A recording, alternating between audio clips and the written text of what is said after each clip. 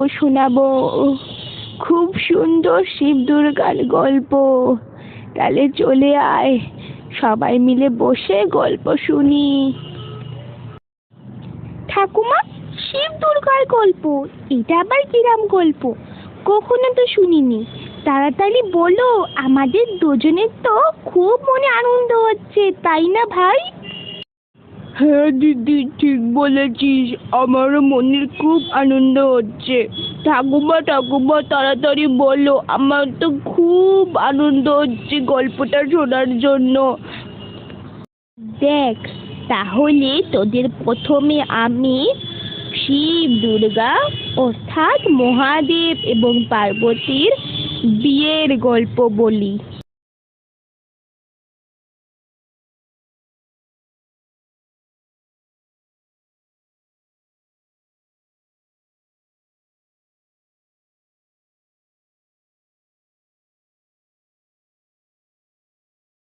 কিন্তু কি জানিস, এই বিয়েতে মাতা পার্বতীর বাবা একদম আনন্দিত ছিল না।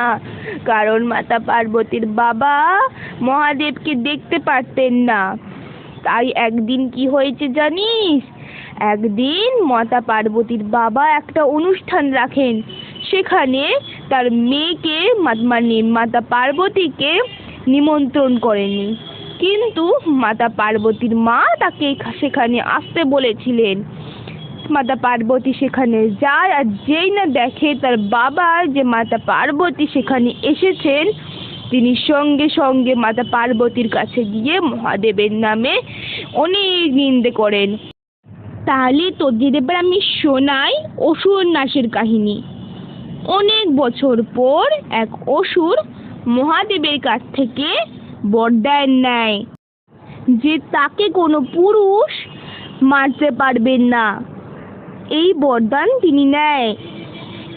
আর মহাদেব তো ভোলা, তিনি একটু ডাকেতেই সাড়া দিয়ে দেন এবং যা চায় তাই দিয়ে দেন। আর ওই অসুরের এত কঠোর পরিশ্রমের পর মহাদেব খুব প্রসন্ন হন আর জিজ্ঞেস করে তার কি চায়। আর যেই না অসুরটি বলে যে সে বরদান চায় তাকে কোনো পুরুষ মারতে পারবে না, তখন মহাদেব সেই বরদান তাকে দিয়ে দেয়। এইদিকে এবার ওই অসুর গোটা স্বর্গলোক দখল করতে চলে আসে, সব পৃথিবীর মানুষদের মেরে ফেলে। মহাদেবের মাথায় তখন হাত পড়েছে, ভাবছে এবার কি করবে। কোনো পুরুষ তো তাকে মারতে পারবেন না, সে যতই শক্তিশালী হোক না কেন।